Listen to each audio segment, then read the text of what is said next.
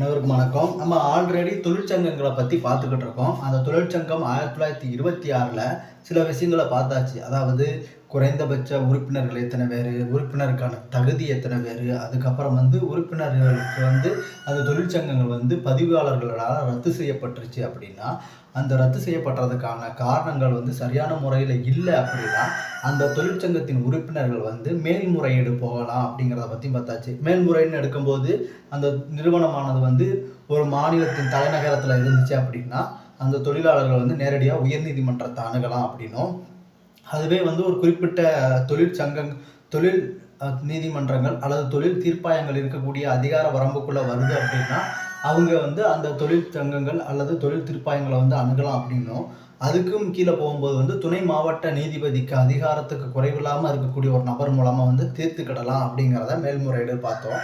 இதில் முக்கியமாக அந்த உயர்நீதிமன்றத்துக்கு மேல்முறையீடு போகும்போது நம்ம எடுத்துக்க வேண்டியது என்ன அப்படின்னு கேட்டிங்கன்னா, அரசியலமைப்பின் சரத்து 226ல் அந்த 5 ரிட் யூஸ் பண்ணி போவோம் அப்படிங்கிறத பார்த்தாச்சு. சரி, இப்போ ஒரு தொழிற்சங்கம் பதிவு பண்ணிருந்துச்சு அப்படின்னா அதுக்கு எந்த மாதிரியான கடமைகள், அதாவது உரிமைகள், சலுகைகள்லாம் கொடுக்குறாங்க அப்படிங்கிறத பார்க்கணும். அதாவது தொழிற்சங்கங்கள் நிறைய இருக்கும், சங்கங்களும் நிறைய இருக்கும். ஆனால் பதிவு பண்ணின சங்கங்கள், பதிவு பண்ணின தொழிற்சங்கங்கள்னு எடுக்கும்போது அதுக்கு முக்கியத்துவம் நிறைய இருக்குது. ஏன்னா ஒரு அரசின் கீழே பதிவு பண்ணியிருப்பாங்க அப்படிங்கும்போது அவங்களுக்குன்னு சில சலுகைகள் அந்த அரசுகள் கொடுத்துக்கிட்டு இருக்கும் அப்படிங்கிறத தான் அந்த டீட்டெயில்ஸை நம்ம பார்க்க போகிறோம். வாங்க அதை பற்றி பார்ப்போம். ஒரு பதிவு செய்யப்பட்ட தொழிற்சங்கத்தின் உரிமைகளும் சலுகைகளும் பார்த்தீங்கன்னா, இது தொழிற்சங்க சட்ட பிரிவு 13 கீழே சொல்கிறாங்க. அதாவது கூட்டுறவுன்னு சொல்லுவாங்க. அதாவது கோஆப்ரேட் பாடி. ஒரு சங்கம் பதிவு செய்யப்படுவதால் அதன் உறுப்பினர்களிடமிருந்து வேறுபட்ட தனிநபர் என்ற அந்தஸ்தை பெறுகிறார். அது தனி முத்திரை மற்றும் பெயருடன் ஒரு நபர் போன்ற செயல்புரிந்து ஒப்பந்தங்களில் ஈடுபடலாம். தனது பெயரில் அசையும் மற்றும் அசையா சொத்துக்களை பதிவு செய்து கொள்ளலாம். பதிவு செய்யப்பட்ட சங்கத்தின் மூலம் வழக்கு தொடரலாம் அல்லது அதன் மீதும் வழக்கு தொடரலாம். அதாவது வேற ஒன்றும் இல்லை. இப்போ நான் ஒரு மனிதன், எனக்குன்னு சில சட்ட வழிமுறைகள், விதிகள் எல்லாமே அரசியலமைப்பில் கொடுத்துருக்குறாங்க. பல சட்டங்கள் மூலமாக பாதுகாப்பும் எனக்கு அளிச்சிருக்காங்க. அதே மாதிரி ஒரு தொழிற்சங்கம் பதிவு பண்ணிட்டாங்க அப்படின்னா அதுவுமே ஒரு மனிதனை போல, அதாவது தனி மனிதனை போலவே செயல்படும் அப்படிங்கிறாங்க. அது என்ன பண்ணுவோம், தனி மனிதன். இப்போ நான் என்ன செய்வேன், என்கிட்ட கொஞ்சம் காசு இருந்துச்சுன்னா நான் கொஞ்சம் சொத்து வாங்குவேன். அது அசையும் சொத்தாக இருக்கும், அசையா சொத்தாகவும் இருக்கும். அப்படி வாங்குறதுக்கு எனக்கு அந்த உரிமை இருக்குது. அதே மாதிரி ஒரு பதிவுப்பட்ட தொழிற்சங்கமும் தங்கள் பேரில் ஒரு அசையும் சொத்து, அசையா சொத்துக்களாக வாங்கிடலாம். இப்போ எனக்கு தனி பெயர் இருக்கிற மாதிரி அந்த சங்கத்துக்கு தனி பெயர் இருக்கும். அப்போ அதுக்குன்னு ஒரு முத்திரைகள்லாம் இருக்குன்னு சொல்கிறாங்க.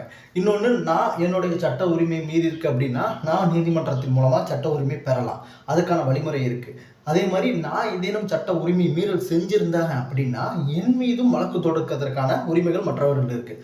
அதே மாதிரி தான் ஒரு தொழிற்சங்கத்துக்கும் வழக்கு தொடுப்பதற்கான உரிமைகள் இருக்குது, வழக்கு வாங்குவதற்கான உரிமையும் இருக்குது அப்படிங்கிறத சொல்கிறான். இது ஏன் முதல்ல சொல்கிறாங்க அப்படின்னா, அவன் ஒரு மனிதன் இல்லாத மனிதனின் செயல்களை செய்யக்கூடிய ஒரு நபராக அந்த சங்கங்கள் பதிவு பண்ணியிருந்தா இருக்கும் அப்படிங்கிறாங்க. இதுதான் கூட்டுறவு. ரெண்டாவது பொது நிதியை உருவாக்கி கொள்ளுதல். அதாவது பொது நிதினா வேற ஒன்றும் இல்லை.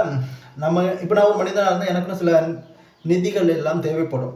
அதே மாதிரி அந்த ஒரு தொழிற்சங்கத்துக்கும் நிதிகள் எல்லாம் தேவைப்படும் இல்லையா, அந்த நிதியை உருவாக்கிடலாம்னு சொல்கிறாங்க. இது பிரிவு 15 சொல்கிறாங்க. என்ன சொல்கிறாங்கன்னா, பதிவு செய்யப்பட்ட தொழிற்சங்கம் அதன் உறுப்பினரிடமிருந்து சந்தா, நன்கொடை மூலமாக பொது நிதி ஒன்றை உருவாக்கி கொள்ளலாம் அப்படிங்கிறாங்க. சந்தா அல்லது நம்ம பார்த்துருப்போம், பெரும்பாலும் தொழிற்சங்கங்களில் இருக்கிறவங்களுக்கு தெரியும், அந்த மாதம் சந்தா கட்டணும் வைக்கணும் அப்படின்னு சொல்லுவாங்க. அந்த சந்தாவில் இருந்து அல்லது நன்கொடைகள் மூலமாக பொது நிதியை உருவாக்கி கொள்ளலாம் இருக்கு. அந்த நிதியிலிருந்து சங்கத்தின் நோக்கங்களை நிறைவேற்றுவதற்கான காரியங்கள், சங்கத்தின் நிர்வாகத்திற்கு ஆகும் செலவு, உறுப்பினர் இழப்பீடு போன்ற செலவுகளை செய்துக்கலாம். இப்படி சந்தா அப்புறம் நன்கொடை மூலமாக வாங்கக்கூடிய அந்த காசுகளை என்ன செய்வாங்க அப்படின்னா, அந்த சங்கம் அமைக்கப்பட்டதின் நோக்கம் என்ன? இப்போ உதாரணத்துக்கு ஒரு சங்கம் அமைக்கிறதோட நோக்கம் அங்கே இருக்கக்கூடிய உறுப்பினர்களின் வாழ்வை மேம்படுத்துதல் அல்லது அவங்களுடைய குடும்ப உறுப்பினர்களின் வாழ்வை மேம்படுத்துறது, இந்த மாதிரி நோக்கம் அப்படின்னா இந்த மாதிரி சந்தா வாங்குறது, அதுக்கப்புறம் பொது நிதியை உருவாக்க தேவையான நிதி ஒன்றை உருவாக்குறது, இப்படி நன்கொடை வாங்குறது, இது மூலமாக வச்சு அந்த குடும்பத்துக்கு தேவையான செலவுகளை செஞ்சு அந்த முன்னேற்றத்தை அடைவாங்க அப்படிங்கிறதான் பொது நிதியோட நோக்கம்.